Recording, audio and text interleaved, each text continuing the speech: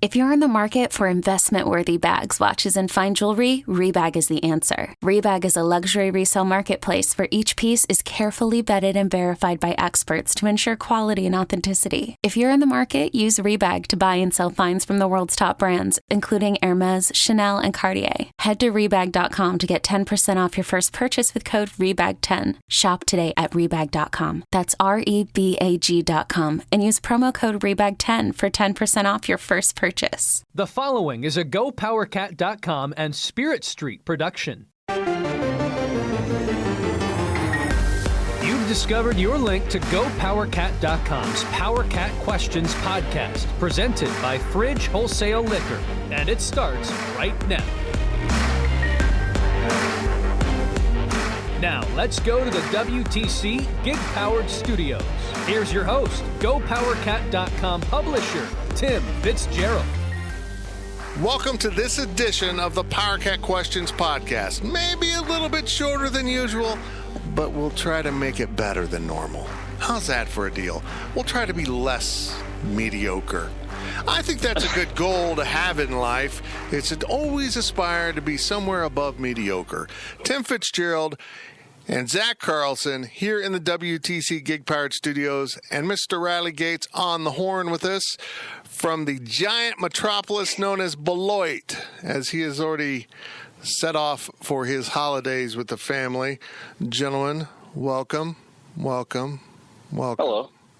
This is going to be so fast because there weren't a ton of questions. We didn't give you enough time. And you know what? I don't blame you folks. You got better things to do than talk to us. It's the holidays. It's about family. It's about tying the dog to the bumper and forgetting when you drive off. It's about all of those things that you do at the holidays. Don't do that. Yeah, pretty much. I kind of sit around. It feels like it feels like I'm in like, not high school again, but it kind of feels like I'm in college and I kind of came home for Christmas break and I'm still kind of doing stuff and I'm still kind of showing up around. It does not help that when I come home, I don't have a bed, man. I don't have a bedroom. What did your parents do? Parker and Tyson shared a bedroom for so many years, and I had the basement one. So when I moved to college, man, I had to get up and go. Like, I took everything with me, and Parker took my bedroom. So now Tyson's got his own bedroom because he's big. Parker owns the downstairs bedroom, and I just crashed on the couch.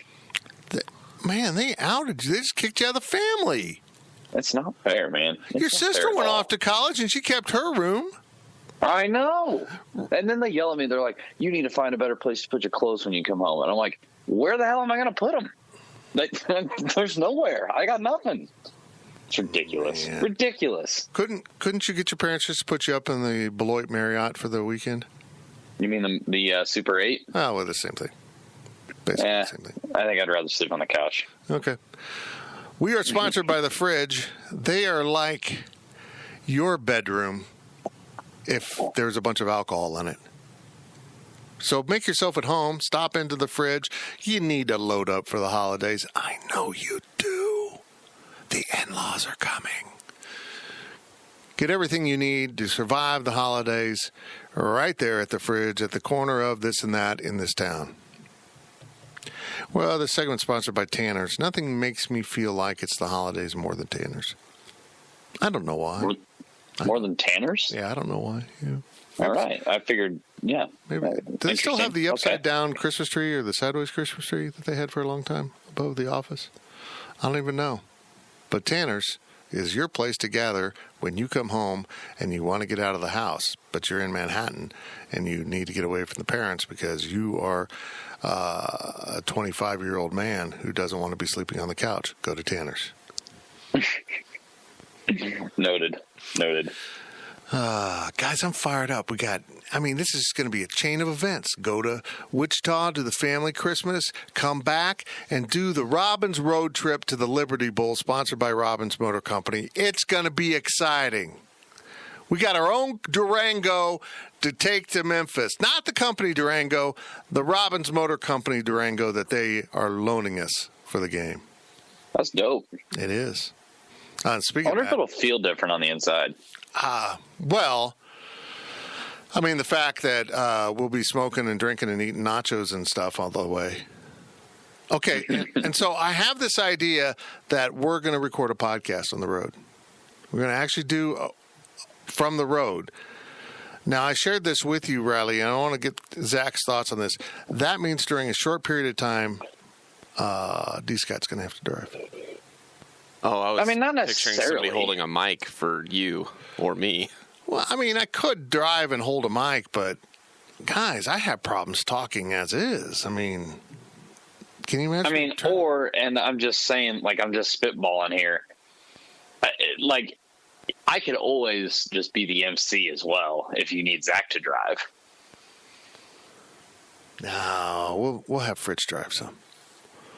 Okay, there's a stretch when you get into Arkansas when you feel like you're going to die. Because it's like you keep driving and you swear to God that stuff along the side of the road is just repeating.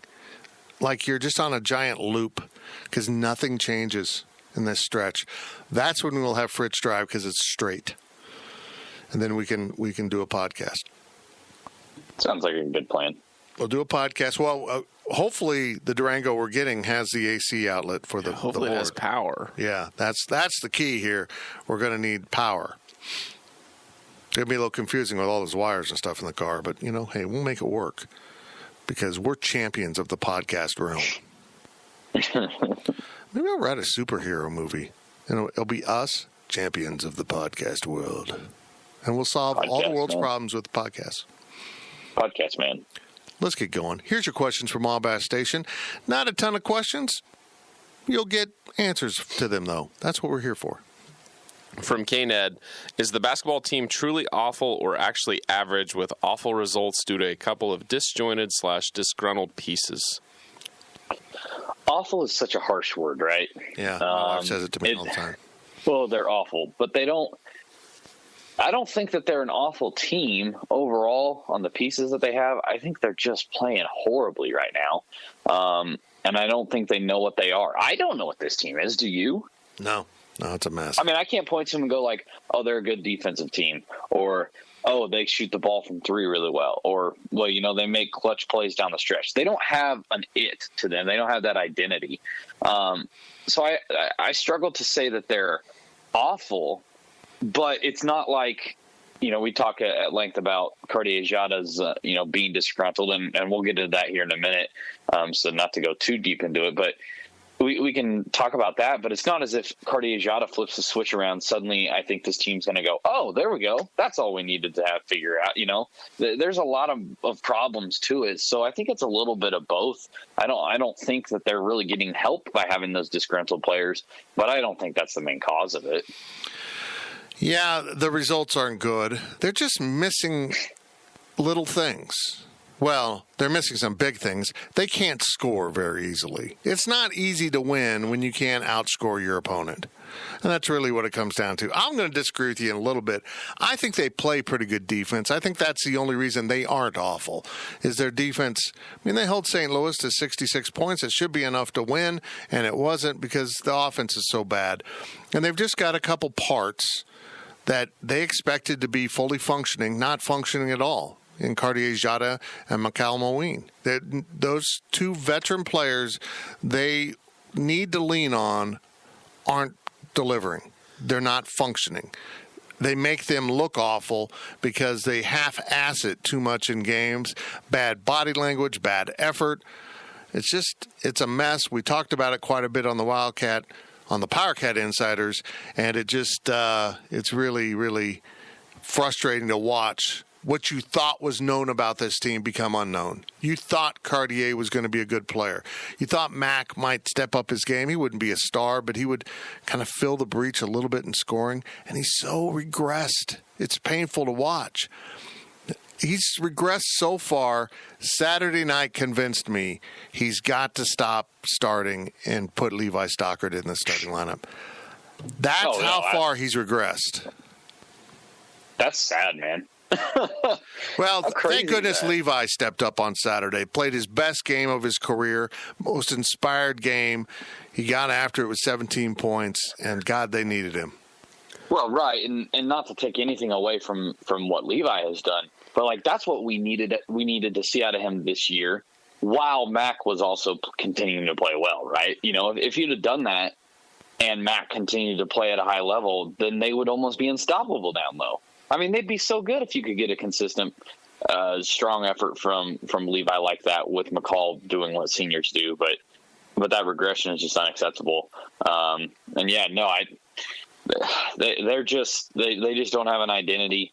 And it's games like that St. Louis one where I entered the game thinking, oh yeah, they'll win the game probably. And then throughout the game, I was like, I mean, they'll find a way to make a play down the stretch. And then with the way the game ended, I was like, not really shocked with how that unfolded. From K-Ned, is Cartier-Jada just a total head case who doesn't care, or is he trying too hard to be Barry Brown and fill roles he just can't and is frustrated? Boy, Riley, that's a tough one. I think one led to the other. I think he thought he was going to step up and be the star, and the fact that he was getting so much attention from the defense kind of shocked him, how much tougher it was without those guys, and now he's in full-fledged head case mode. I'm just guessing here. I suspect when Bruce Weber came out and kind of made fun of him for noting that everyone's defending him harder, I don't think Cardi appreciated that. And it's kind of, you've seen his body language deteriorate. He doesn't want to be out there. As Matt Walters keeps saying on the Insiders podcast, you got to have your point guard and your head coach on the same page. The point guard is an extension of the head coach, and he is not on the Bruce Weber page. Whatever page that is, he doesn't want to be on it right now. And that's why we come back to David Sloan needs to be the point guard, move Cardi off the ball, get some of this responsibility off of him. Let him loosen up and go play, and maybe he'll get his head in the game. But it's a mess, isn't it, Riley? Well, and it doesn't make any sense, because you can expect to see kids kind of become a head case, maybe lose that team continuity type thing. If they're, I don't want to say bad kid, but if they're kind of, hard-headed and they think a lot about themselves, et cetera, et cetera. And Cartier is not that at all. Like, he's not that person. He's a good kid overall. He's really fun to talk to. He has an interesting way of looking at a lot of things. I can say a lot about him. Him tuning out, if you give me a list, hey, make a list of the guys on the team that might tune Bruce Weber out the first, he would be at the bottom of that list. I agree.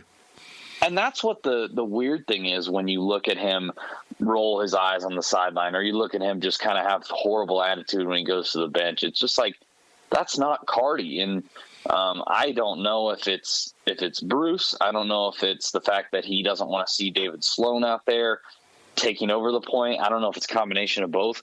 Something's up with him right now, because this is not just a slump. This is not just, I had a few rough games where I missed some shots. This is a deeper problem than his performance on the floor. And they got to figure something out. Otherwise, it's going to get to a point where you have people campaigning to bench Cartier-Jada, and he's one of the better players on this team. Yeah, it's a mess, and we'll see if Bruce can unwind whatever's going on in Cardi's head, because he's a better player than this, he's a better kid than this, and hopefully they get him back on track. From DM60, is there any reason to consider Mayween at the 4 position? He might be more valuable to this team in a different role. No. He doesn't fit the 4. Not at all. Look, he's actually got a nice outside shot, squared up, shoulders turned. He actually does a good job. Maybe the point he's making here with this question is he stinks right now in the low post. He can't score. He turns it over. I made fun of him on the podcast earlier this week. He shot an 8-foot fadeaway that I don't think went 6 feet. And it was horrible. It was one of the worst shots I've ever seen from a major college basketball player. He's just really struggling in the post. They're able to collapse down on him because there's not enough guys on the outside to keep you honest. Maybe. I don't know, but I don't know who. I mean, if you put Stockard then at the 5 or what, but I just think I'm tending to put him on the bench, to be real blunt, and use the 2 freshman bigs with Levi Stockard as your main 3 rotation, and then bring him in when you absolutely need him. That's where I'm at with McCall. He doesn't want to be out there. He looks like he just doesn't care. And that's the thing is, I'm not looking at McCall when McCall does well, if he's having a good game.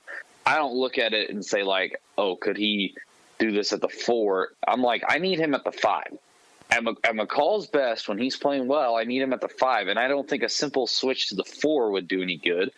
I think you're going to have a really good setup here. And if you slide Levi Stockard to the 5, I don't think Levi's tough enough to play the 5. I think he can play well. And he certainly did play well, obviously, in the St. Louis game. I think he is best suited at the 4. I think Montavious Murphy is best suited at the 4. Antonio can maybe jump into the 5 spot, but he's kind of weak. That's the thing is I don't have an answer for it. No, I can't look at it and say, well, take Mac out of the 5 and put this guy in at the 5, because I can think of a reason for every player in the team why they shouldn't be the 5. But that shouldn't be the reason that McCall continues to get playing time, stay on the floor. Just because you are the best of a bad situation does not mean that nothing needs to change at this point. The problems with this basketball team are twofold. One is veteran players aren't delivering like you need them to. They're not even playing at the levels they did last year, let alone stepping up their game. Xavier Sneed's trying. I think X is doing whatever he can do to make this work, even though he struggles at times.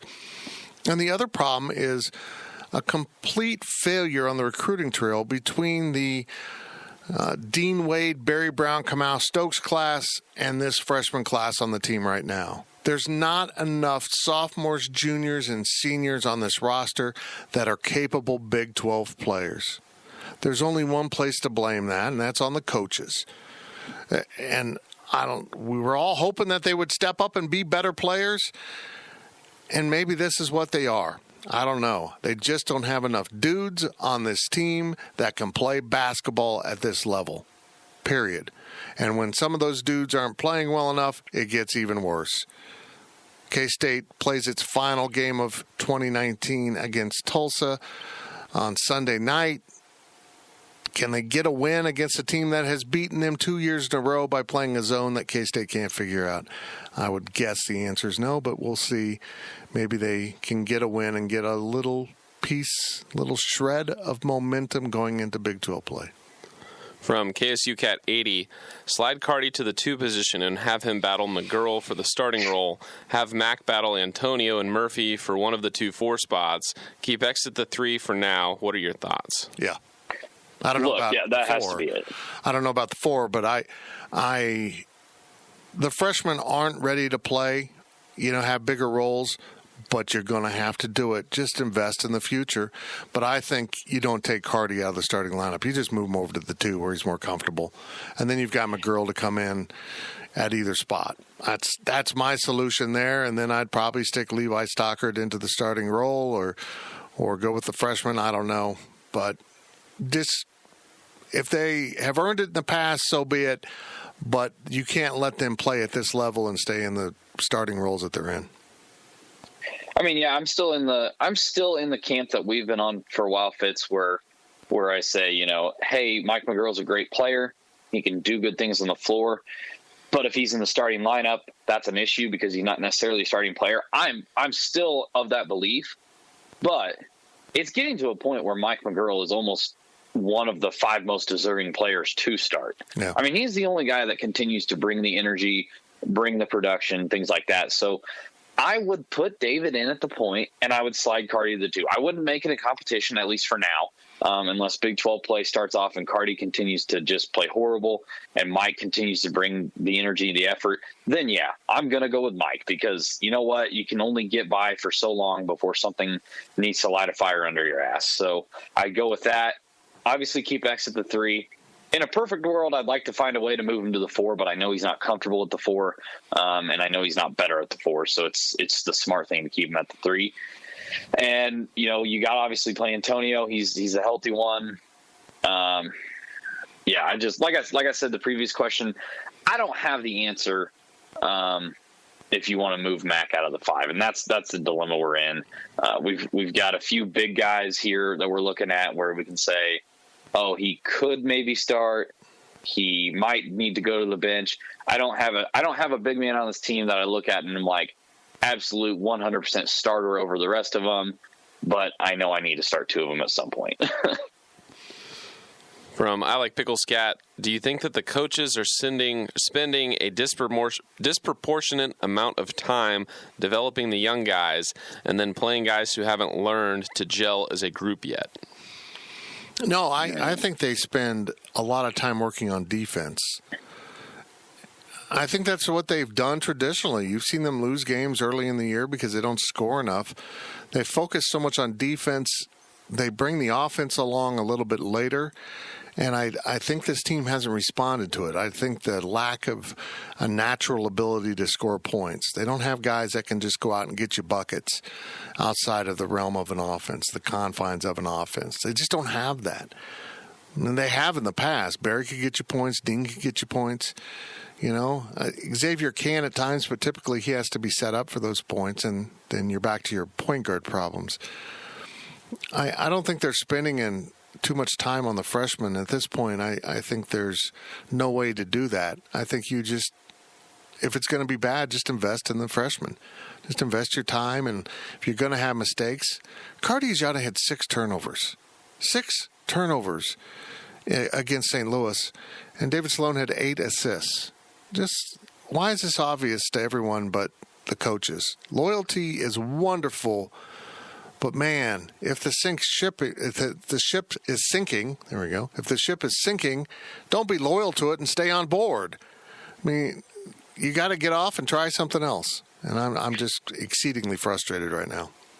Maybe correct me if I'm misunderstanding the way the question is worded here, where it says playing guys who haven't learned to gel as a group yet. Is he referring to the guys that start, guys like Mike and Cardi and Mac, Xavier, playing as a group? Because I guess I get it to an extent. Yes, they've all never started or been such major roles before, but they know each other.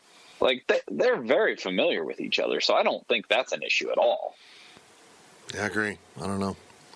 From Itame BB, does Bruce being the U19 coach this summer have anything to do with our current unimpressive basketball season of below mediocrity?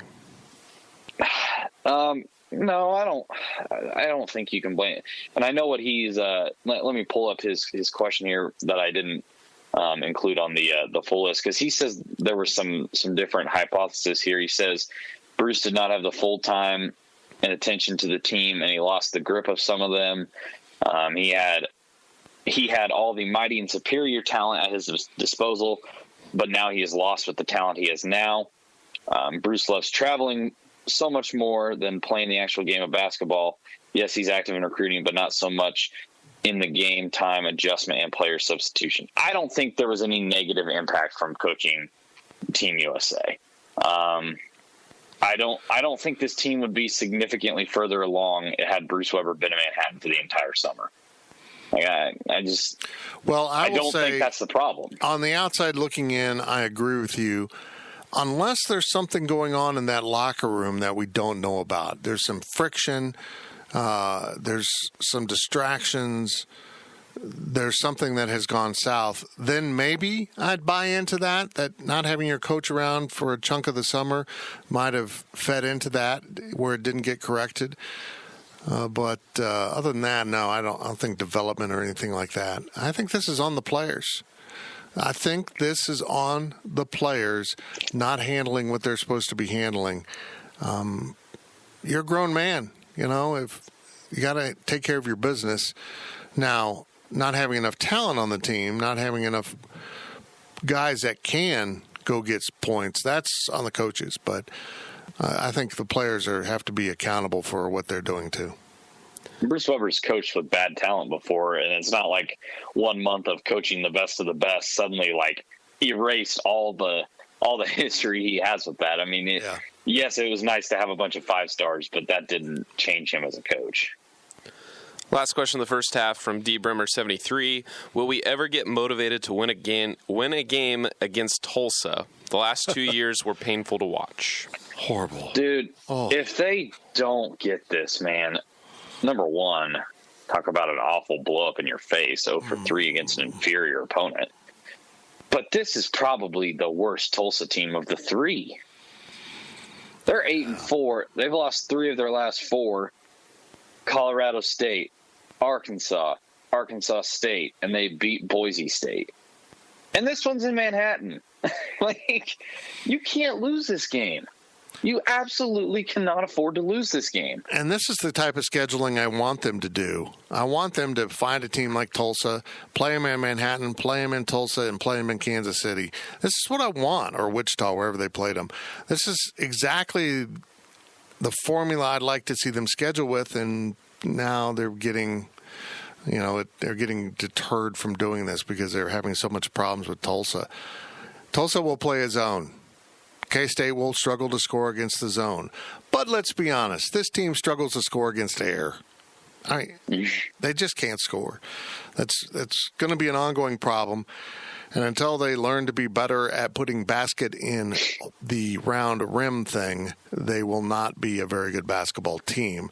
And add in poor attitude, poor effort, and anything else going on, and you're looking at a miserable, dreadful season. But hopefully there's a foundation being laid for something different in the future with these freshmen. And David Sloan, who's going to give them 2 good years, I think.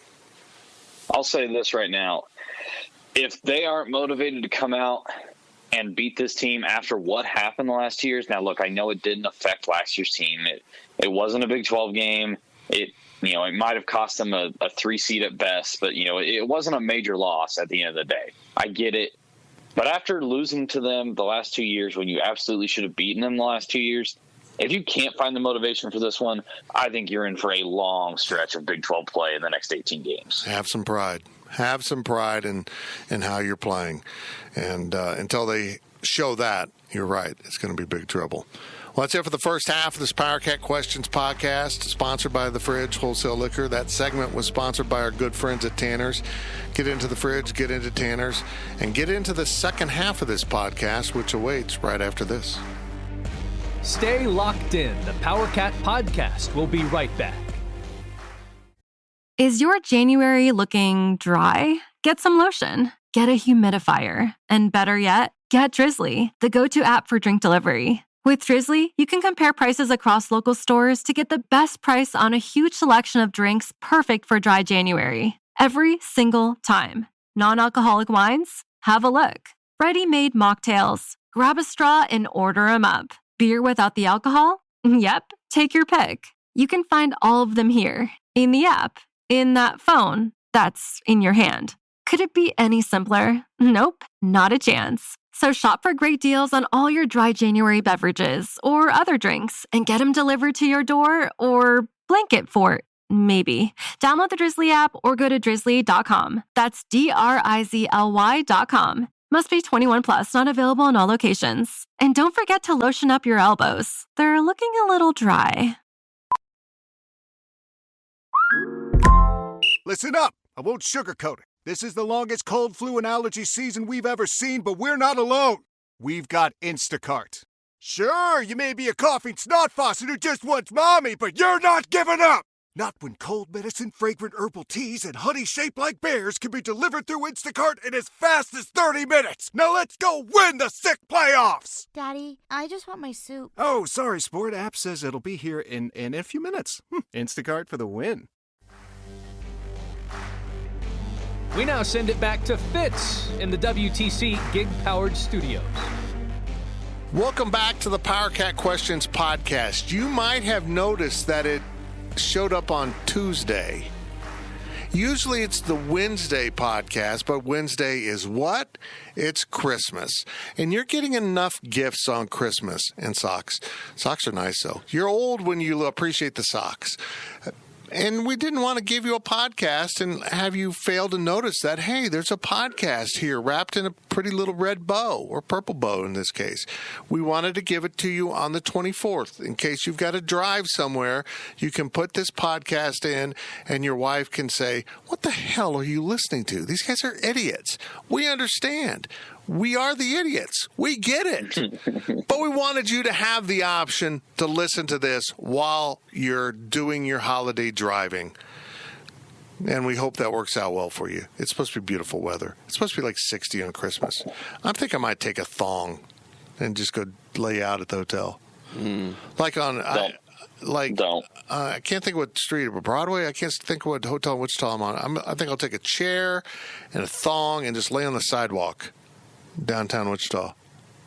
Look, 60 is fine, and it's warm, but you're not going to get like a nice color on your skin in 60. Like, it's still going to be miserably cold if you're out there in a thong. I'm just telling you.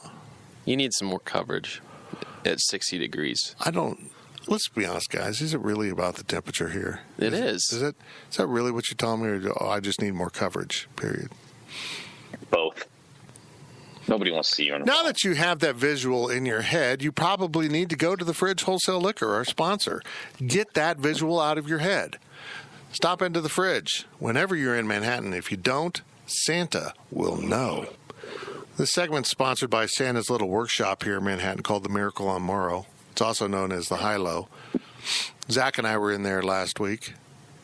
I'm telling you. Wait, what? Yeah, we went out and drank without you. Oh, you were drinking. Okay. If this was a lunch thing, I was going to be mad. Whoa, hold on. You were more invested in eating lunch with us than going out and have some brotherhood, some fraternity, and some beers? Is that what you're telling us? I need some mac and cheese pizza in my life, man. Oh, that's a good point. That sounds pretty good, Zach. I've no comment. Anyhow, the You did High-Low. that to yourself, Zach. The High-Low. If you're coming to town for the holidays, if you're going to be in Manhattan here, you got to go to the High-Low. When I said they decorated for Christmas, when I say that, you think, oh, they have a little tree up.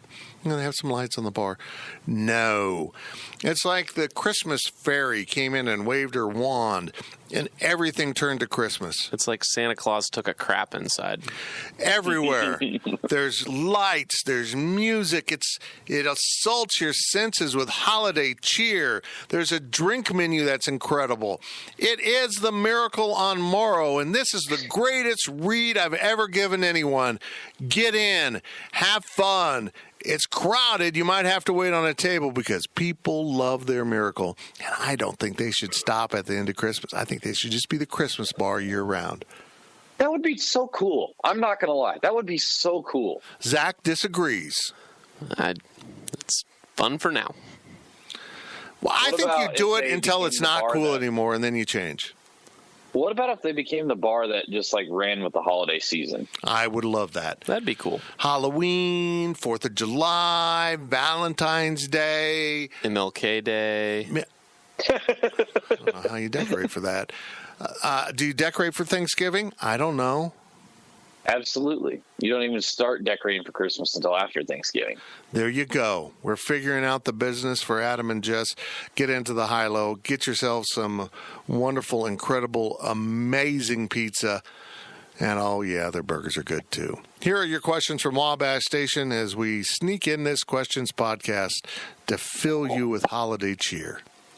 From Darren Sproul's superfan, how does one go about apologizing to Coach Kleiman about being upset about his hire? I was a fan and thought Mean Gene hired a drinking buddy. I now realize my error in thought. Let me just step in here and say that I wrote a column calling for Bruce Weber's firing, and I have to face the guy on a regular basis. And finally I apologized, and now his team stinks. I don't know. Maybe it's all me. Maybe I'm the problem here. Look, Don't write anything about football then. I won't. It's going to be fine, Superfan. It's going to be fine. A lot of people felt that way. Chris Kleiman knew there was doubters out there. Now, there were some people that went a little bit too far and wanted to take action to get him fired before he even coached. But, that's just in their nature. Then they'll claim they were always a fan. Just hop on board, enjoy the ride. I think it's going to be a fun and long one. I don't think he's going anywhere. And even if this bowl game goes poorly, like there's a good chance they could lose.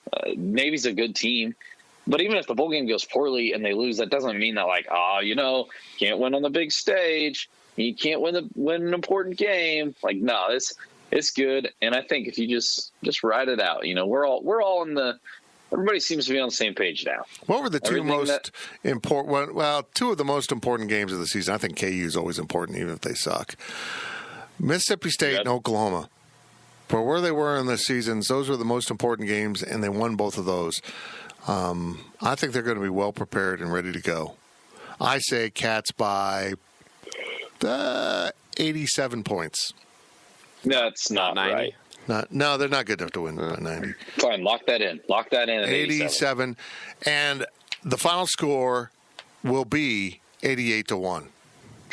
No, that's definitely not right.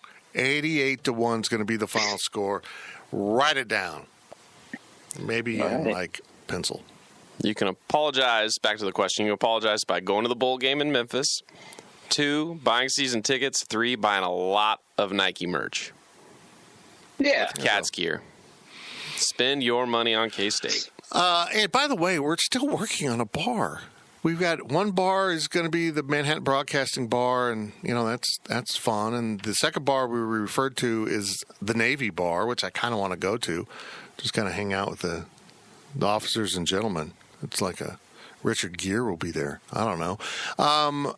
So we're still talking. We're trying to get a hold of bars, but it's the holidays for them, and they're not responding. We might literally be calling bars on the way down to Memphis saying, hey, we want to have an event on the 30th. Can we show up to your bar? Or we won't even ask and we'll just show up. Maybe that's what we'll do. We'll just overrun a bar. You wouldn't respond to me, so I'm just going to give you a bunch of money with business. We'll have something. Yeah, we will. I got a lot of things on my plate. I'm checking my list and writing it twice. What is it? Making a list, checking it twice. You were supposed to just ride with the joke, man. You're checking your list twice. I'm doing something. Well, I'm not even sure I did it once. I don't know. I'm so confused. Let's go. From K-Ned, I'm already on hot take record saying K-State has more passing yards than Navy has rushing. I think the K-State ground game sets the tone, but the passing game opens up the two-score lead that Navy can't come back from. What are your thoughts? I got to be honest with you. We keep sitting here and we're like, oh, man, this bowl game's going to be over in an hour and a half. Like, making jokes about that, things like that. I could also see us end up taking normal game time because K-State looks at it and goes like, oh, we found a weakness in their passing game, and they absolutely can't stop this. And then, they just kind of keep piling it on. I could see that happening. Could you? Yeah. I want a quick game, though. I want a victory and a quick game. I want it all.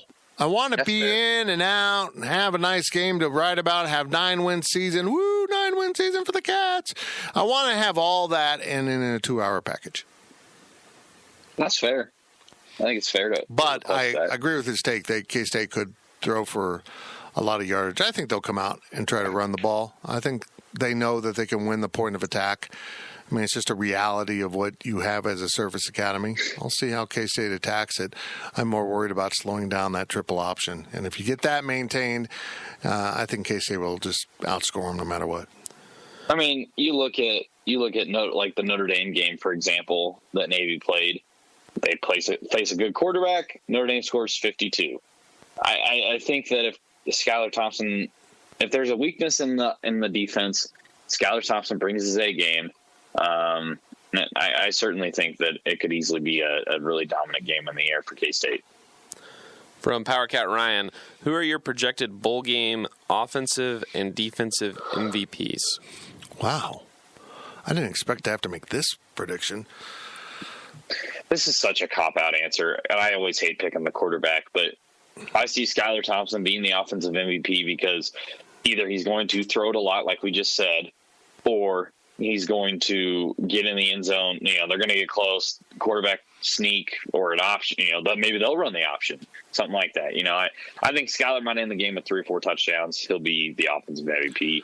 Defensive, it's going to be somebody on the defensive line. And I want to say that one of the DNs, since the option goes to them, but I feel like it could be a defensive tackle if they get in there and blow it up because the defensive end's probably going to get washed into some blocks and things like that at times. I'm going to go with exactly that. I'm going to say Trey Deshawn in his final game as a Wildcat because the best way to mess up a triple option is get penetration right up the middle and, get into the middle of what they're attempting to do with all the ball fakes. You just destroy the play at that point. I feel like Trey's going to have a big game. Offensively, I'm going to go with someone maybe a little bit forgotten as the season's progressed because Malik Knowles has not been playing healthy for a very long time, and I expect him to be healthy for this game. And I think he's going to be an athletic mismatch for this Navy defense. I think Malik has a big game and is the offensive MVP. From Itane Bibi, please discuss about 2 recent transfer portal players didn't climb and recruit Wilson. Yeah, I mean, that question didn't make sense. Look, Chris Herron absolutely 110% makes sense. He came into this system as a quarterback, playing for an old staff, and he fit in the old staff's quarterback the way that they wanted to run. He got the opportunity to be quarterback here. It was clear he wasn't going to fit as a quarterback under Chris Kleiman, so he looked to make a position switch. And at the end of the day, he wants to be a quarterback. That's what it is. And that's why I don't blame him for wanting to leave. That's why I don't freak out about K-State losing him, is because you can't – if a kid just wants to play quarterback or the position that he was recruited to play initially, he's going to find a way to do it. I'm not freaking out about Chris Herron. I wish he'd stayed, but I understand why he's going to go. I just hope he doesn't get wooed by another Power 5 that's going to convince him he can be a quarterback for them, and then they switch him to receiver. Because we've seen that happen in the past. They'll just tell him whatever he wants to hear, and then, oh, by the way, you're going to play receiver for us now that you're in school. If he's going to play quarterback, I hope he transfers down. I hope he finds the right fit for himself. I don't know what that school is, but, go play at a place. If you really want to play quarterback, find a place that wants you at quarterback because your skills fit what they do. Look for that. Just in terms of the Logan Wilson decommit, I mean, I guess we probably should have seen it.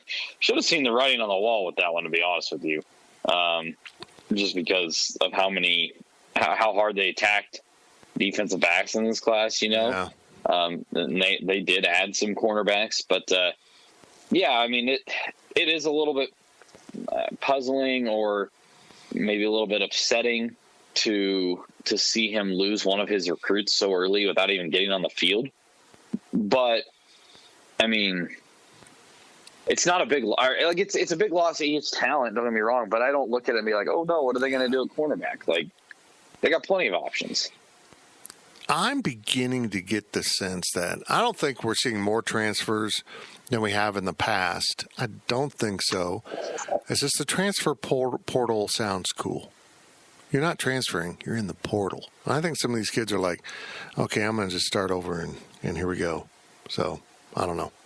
From Darren Sproul's Superfan, can you please explain the transfer portal? Kids can enter, then decide if they want to stay or leave.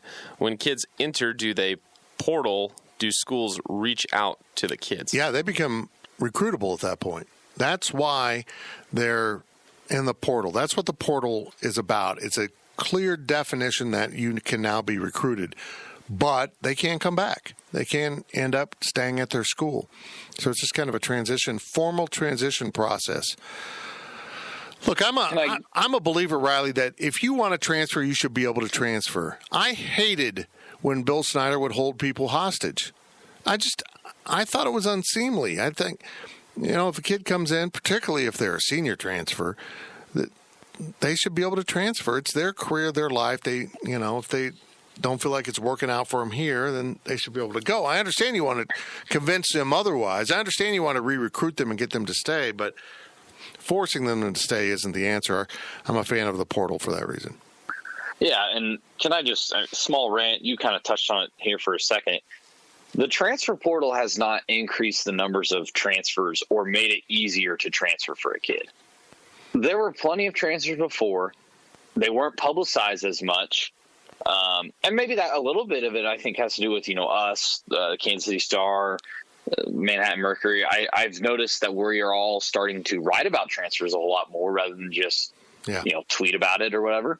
But it's not as if they added the transfer portal and suddenly kids are like, oh, I can go to another school now. No, if they wanted to transfer, they were going to transfer. So I understand being frustrated about kids wanting to leave, about kids transferring because it got hard. Like, yeah, you have every right to be a little bit upset about the fact that kids sometimes don't face the competition and they just transfer and make it easier on themselves. But don't blame the portal. The portal doesn't have anything to do with the fact that a kid wants to leave. It's just a fancy way of saying they're leaving and going to a new school. Yeah, that's what I think too. I just get so annoyed. I see the comments that say, "Oh, I hate this new transfer portal stuff. It's made it so much easier for kids to transfer." It's not. You just know about it, and that's what the change is. You know more than you used to. If anything, it's really cool, in my opinion. I mean, hell, K-State benefited from it. Yeah, they might not have found out about James Gilbert and Jordan Brown had the transfer portal not started to get their name out there. I agree. Last question of the podcast from PowerCat Ryan. How do you explain to your friends and family that this recruiting class is the best one in the last decade when they all want to look at all they want to look at is ratings and stars? Well, if you're looking at the Big 12, maybe it is the 9th. You know what I've always warned people is, like Baylor was 10th, but I don't cover Baylor recruiting. And, maybe they didn't have very many openings because they've done a good job the last 3 years filling scholarships and stocking up the program. Maybe they went out and got 3 guys that are going to make them a better football team next year and contribute to another big season. Yeah, it's about what you got and what you needed. And if you filled your needs, which I think K-State did for the most part, then it's a good recruiting class. This is a really solid foundation recruiting class. It's the first time they've been in the top 50 in a good 5-6 years. So I think the whole Big 12 did a good job recruiting. But what I think is important about this class is you can disguise the real worth of your class by filling up on guys that maybe aren't going to make grades, maybe aren't ever going to show up, maybe aren't going to be reliable players, but they have a good rating. They went to camps and showed that they can play, and here's a 4th star, you're so good. Oh, yeah, you don't read and write so well. So I think they've just got a group of guys that are going to be in this program for a long, long time contributing, and they went out and found the very consummate kind of K-State player, the one that might only have 3 stars but can play like a 4 or 5. Just got to let time play it all out, and I really like some of the guys in this class. And really what I like about this class the most is the strength in numbers. I think 20-plus guys will end up contributing to this program, which is a rarity for a recruiting class. For me, it's pretty simple. I think you need to ask, if somebody questions why they should trust this recruiting class or this staff's recruiting class, say, do you trust this staff to evaluate talent, yes or no? I mean, if they say no, obviously you're going to be in a little bit different argument. But if they say yes, you say, okay, then don't you trust it on the fact that they had these commitments for 2, 3, 4, whatever months ahead of time? For the majority, almost every kid in this class has been committed for multiple months, except for the ones that got late there, kids coming down to the last minute trying to decide on schools. But guys like Will Howard's been in the class forever. Why did they take that commitment so early? They saw something in Will Howard that they like, that fits their system. So it comes down to trusting the coaches, I think. Do you trust Chris Kleiman and what he wants, yes or no? Well, then there's your answer, because clearly he liked what he saw initially and he never changed his mind based on how his senior season played out. So that's all I would say if somebody was questioning the talent brought in by this class. That's it for this edition of the PowerCat Questions podcast, sponsored by The Fridge, Tanner's, The High-Low. We hope you are having a great holiday with friends and family. And remember, for heaven's sakes, put some pants on. There's friends and family in town. They don't want to see you this way. You've been listening to the PowerCat Questions podcast, presented by Fridge Wholesale Liquor. PowerCat Podcast. All rights reserved. GoPowerCat.com and Spirit Street Publishing. With Blue Link Plus, you can access your Hyundai Tucson Limited remotely. Doors unlocked, temperature set, lost car found. There it is. Get complimentary class-leading Blue Link Plus. Call 562-314-4603 for complete details.